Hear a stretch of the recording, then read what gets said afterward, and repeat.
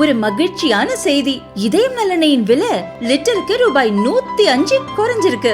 September 2023ல 1 litre இதயம் நல்லெண்ணெயின் அதிகபட்ச விலை ரூபாய் 503. ஆனா இப்ப 1 லிட்டர் இதயம் நல்லெண்ணெயின் விலை ரூபாய் 398 மட்டும்தான் தமிழ்நாட்டுல. அப்ப இனிமே எல்லாரும் இதயம் நல்லெண்ணெய் வாங்கலாம் இல்ல? சென்னையில் தமிழக பாரதிய ஜனதா சிறுபான்மையினர் பிரிவு சார்பில் இஃப்தார் நோன்பு திறப்பு நிகழ்ச்சி நடந்தது. முஸ்லிம் மக்கள் கூட்டணி தலைவர்கள் முன்னிலையில் பாரதிய ஜனதா மாநில தலைவர் அண்ணாமலை பேசிய பேச்சு பரபரப்பை ஏற்படுத்தியது.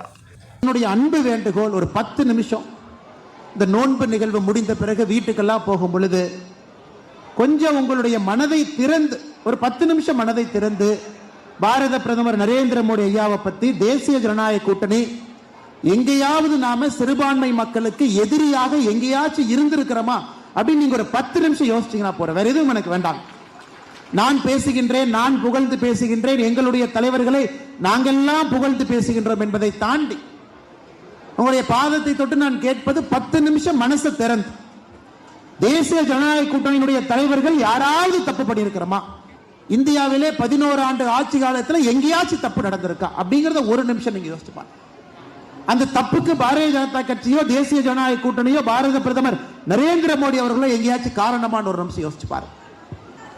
எனக்கு 20 நாடுகள் அதனுடைய உயர்ந்த விருதை பாரத பிரதமர் கொடுத்திருக்கிறாங்க. 20 நாடுகள்.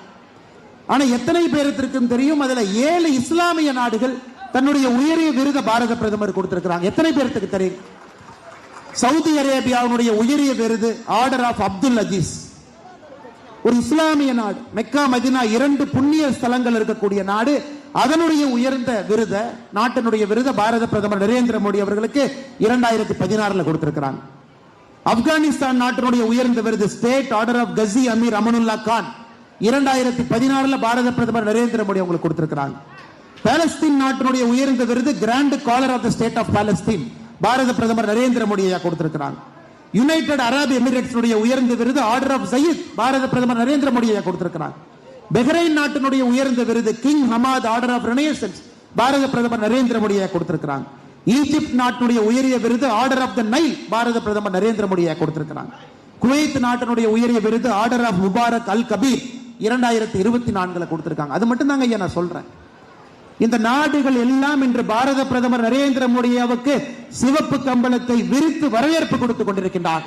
அது ஈஜிப்டாக இருக்கட்டும், சவுதி அரேபியாக இருக்கட்டும், பஹ்ரைனாக இருக்கட்டும், பாலஸ்தீனாக இருக்கட்டும், யுஏஆக இருக்கட்டும்.